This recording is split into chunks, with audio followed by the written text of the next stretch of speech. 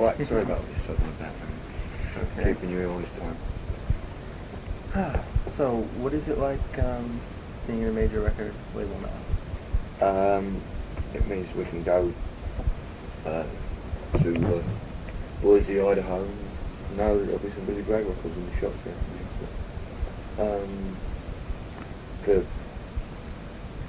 The record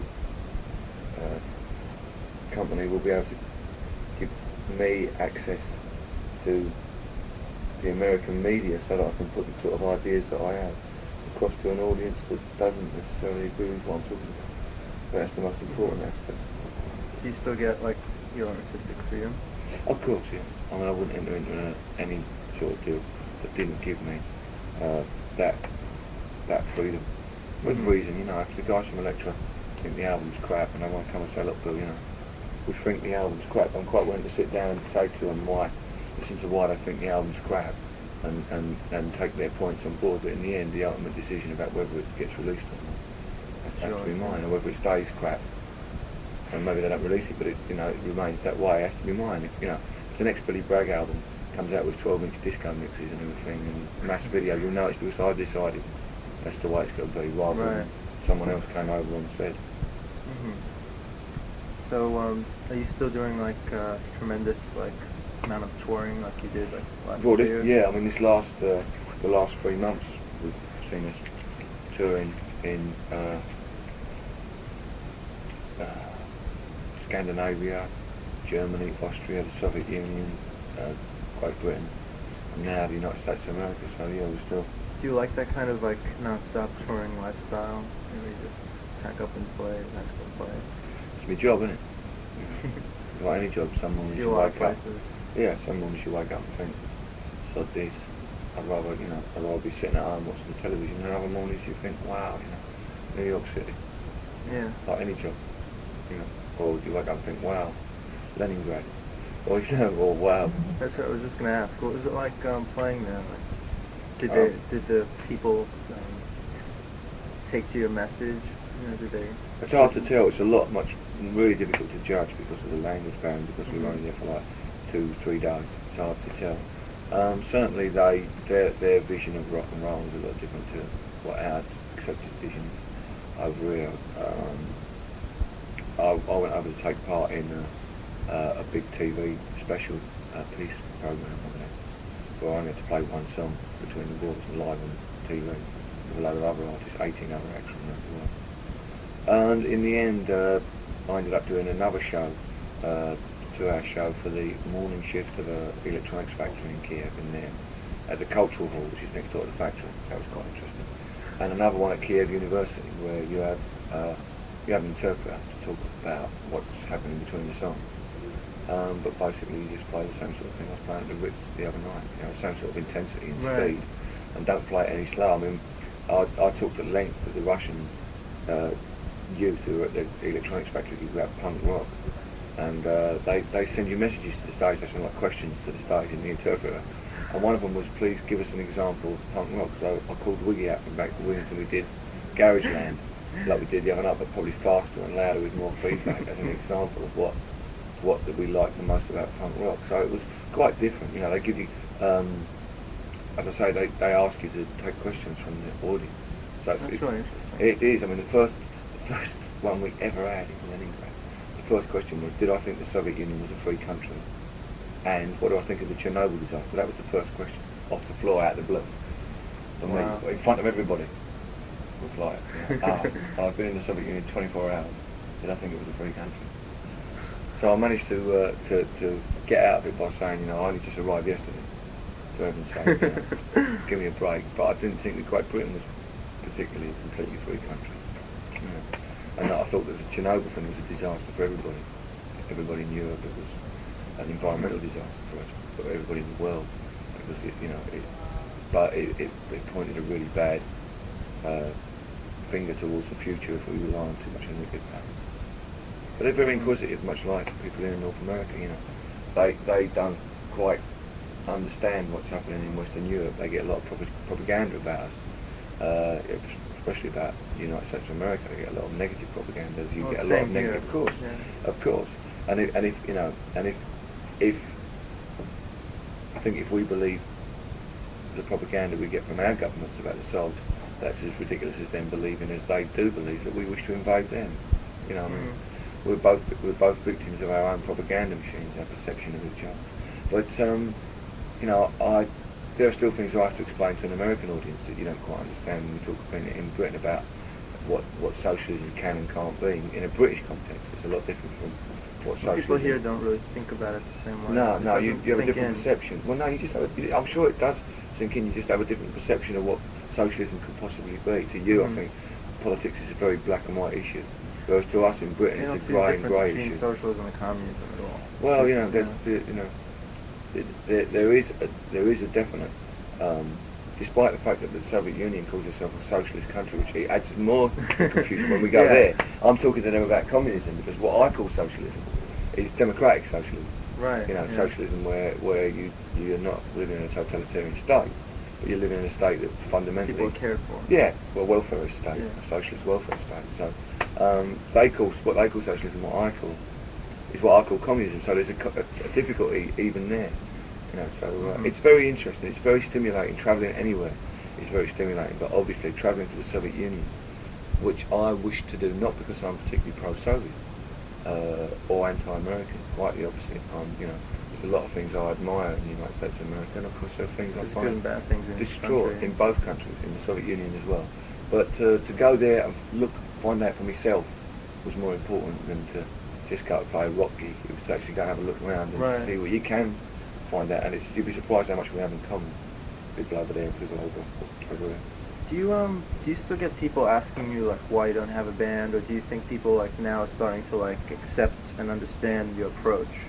Because here it seems a little bit, for some people, you know, in the media, I guess it seems still like they say, well, why doesn't he have a band? Of course, because that makes it all so much more acceptable, isn't it, and accessible. And people tend to like things to sound the same. I mean, they won't. Some of the stations don't play my records because it doesn't fit in their programming. Yeah, but then again, I set out to make records that when they appear on the radio, they're going to stand out from what's the normal stuff that's on there. And I want to make records that make people either turn up or turn off. And I'm afraid some of the radio stations in this country and in my country are not brave enough to take that chance. That their listeners, that's not a risk. It's to treat their listeners with a little bit more intelligence. Yeah. You know? I mean, even if they disagree with what I'm singing about, the person who's listening might just say, "What a fucking arsehole." They might, you know, they switch off, but they'll stop and, you know, think, "Hang on, what is this guy? This guy's actually talking about peace or whatever, or socialism, or you know, or whatever it is that happens to be a particular song." And that's why I'll make records to make that distinction. We have problems, but then again, you know, political music or music that tries to show the ugly truths, not just the nice truths, but the ugly truths that are in all our lives. That, you know, I have a song called "Levi Stubbs Tears," which is it's a very sad song. It's about someone who's been abused a lot and who finds solace in listening to the Four Tops. But it doesn't have a happy ending. A few of my songs do, because life doesn't normally have a happy ending. And I think if we expect all our lives to end happily like some movie, you know, and it doesn't, we tend to feel ourselves inadequate and alone, and why don't, you know, everyone else is happy, why aren't I? Well, it's quite the opposite. You know, most people aren't.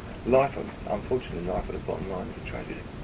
And any amount of happiness that we can have between the moments of tragedy, when there's small blessings, but to expect your life to be all happiness is impossible. It can never happen. Was it a don't be depressed, June. It's only, you know, once you realise it's a tragedy, you can really see the funny side of it all, and quite get on with enjoying yourself.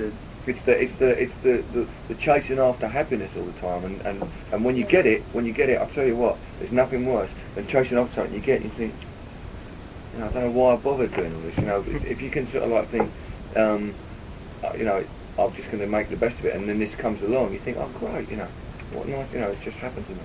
So that's quite a philosophy for me. What was it a conscious decision on your part to have full arrangements on the new album? On some songs, yeah, because I wanted it to be a progression. The last song, but without making that step across to being where I can only play the songs with a band live. All the songs that have other instruments on are still quite capable of being played solo. I do play them on solo, and they sound work just as well dynamically. They don't, there's nothing really lacking in playing them live. So, yeah, it was a conscious. There's a line, a bit of a blurred line, but there's a line to be walked between that stark Billy Bragg sound and something a little bit more developed and thought out. And I want to walk that line and push it around a bit, see what you can do before you have to resort to the big band sound. Do you think people are inspired by your songs? Do you think you can alter the way people think through your songs? Like they can. I genuinely like to. I genuinely like to be able to do that. You have to believe that people are you're capable of inspiring people. You have to believe that. Otherwise, you wouldn't bother doing anything. Would you? So I have to believe that I do inspire a proportion of the audience that comes to the gigs.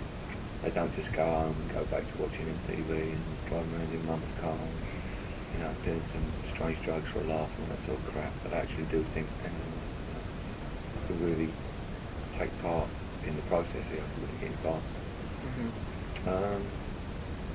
There's a lot of that in Great Britain now. Politics is to some extent become fashionable.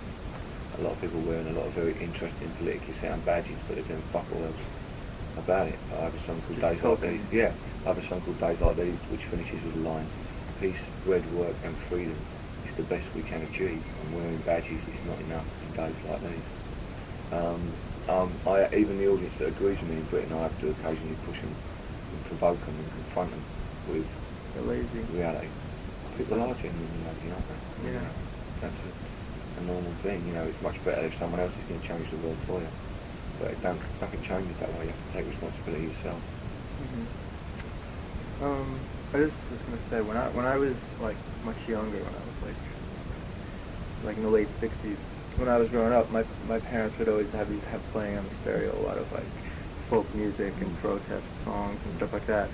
And when I first heard your stuff, it's obvious that it's rooted in punk rock and stuff, but it has a sort of timeless quality about it that makes people I could play it to my mom and she'll really appreciate it. I'm sure if you looked at the audience the other night at the Ritz and shone a light on them, you'd see that there are a lot of people from that sort of generation who see a common.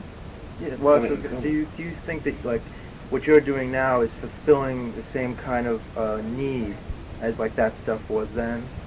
Sort of? I'm not sure if it is yet in an American context. It certainly is in a British context. I used to think that Bob Dylan was responsible for the civil rights movement in America in the '60s. I now realise that he was just a manifestation of that mass consciousness movement, as I am a manifestation of the fight back against Thatcherism in Great Britain. Right. I didn't start it. I might inspire people who are involved in it, but I'm just a manifestation. I'm just a voice of the centre part of that. So I think there's undoubtedly an entire generation who's grown up who've never heard that sort of stuff we're talking about, and think what I'm doing is stunningly original and new, and would actually be knocked sideways to hear Woody Guthrie and those early Dylan albums and people like that, Bill Ox, people like that. And I feel there's a direct line from Woody Guthrie through the Box and Dylan, through the Stones and the Clash to me, and I'm not ashamed of that influence in that part.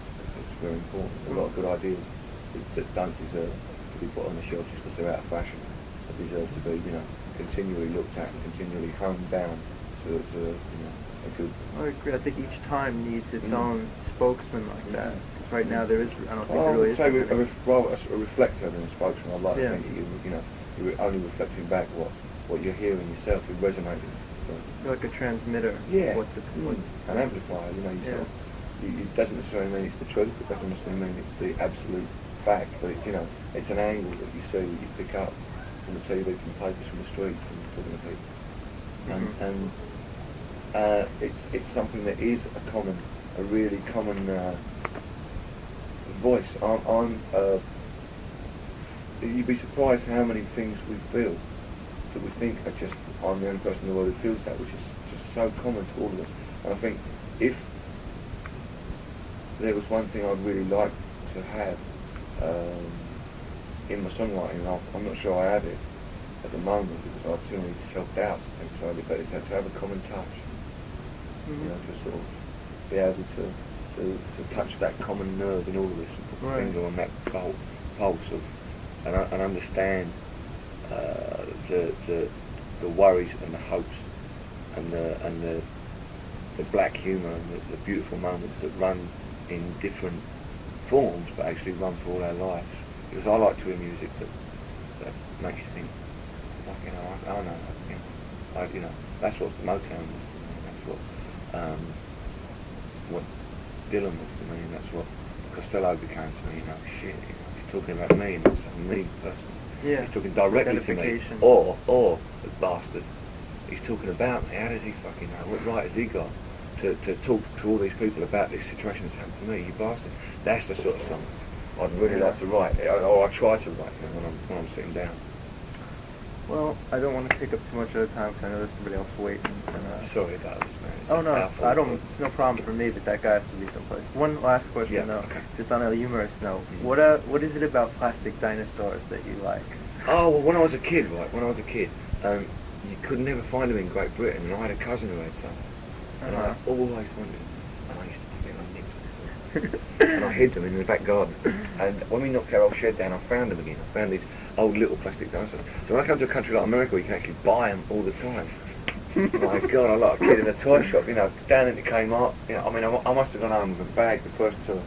You know, a bin full of plastic dinosaurs. Wow. I've weaned off it a bit now. Now we spend a lot of time buying comics. I'm big up on American comics, and not normal comics. People like Gary Larson and Kiblan. Is his name Kiblan? Kiblan. The guy wrote 100 Uses for a Dead Cat. You know, sort of. Oh, Cliven, Yeah, it's him, Cliven, yeah. That's the sort of people I'm really. Oh, I like, forgot zippy. one other thing. The places where I'm doing this, doing the interview, they wanted to have you do like a quiz of your favorite things. Oh, right. Would you mind just? Yeah, I have to be quick off the top of my head. Yeah, you've got a pen. Favourite So song. one- Favourite song at the moment. This will be a favourite. Oh.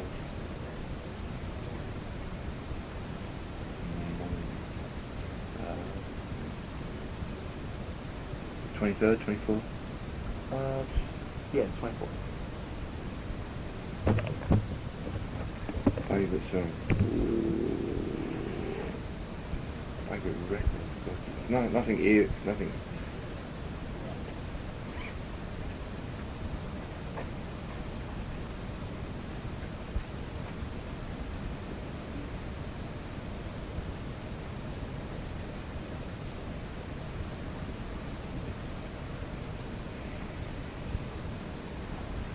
Fondest wish. Proudest achievement. Wow, this is not easy, is it? I should have had them make them easier. Favourite record.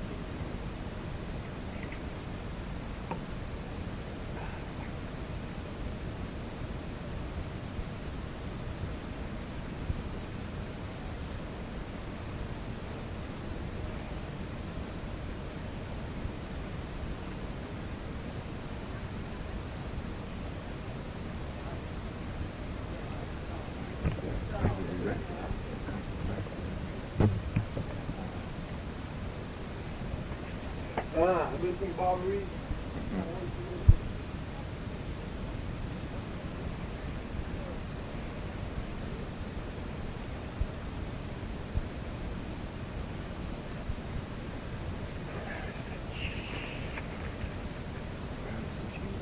If one's too, just skip Yeah. it. It's too difficult.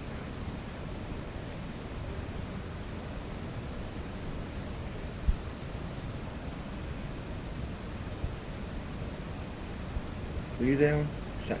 No, I'm going on Wednesday. I had all the audience in the Ritz saying I'll be there by the Jackson 5. Oh, I sang it and they sang the chorus. Oh wow, that Fondest, must have been really yeah. nice.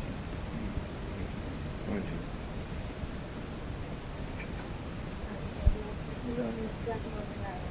Yeah, you just felt something out. Okay.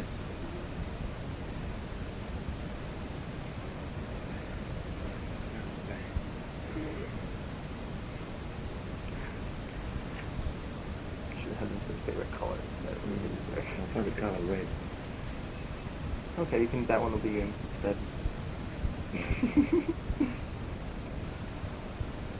They do. They do.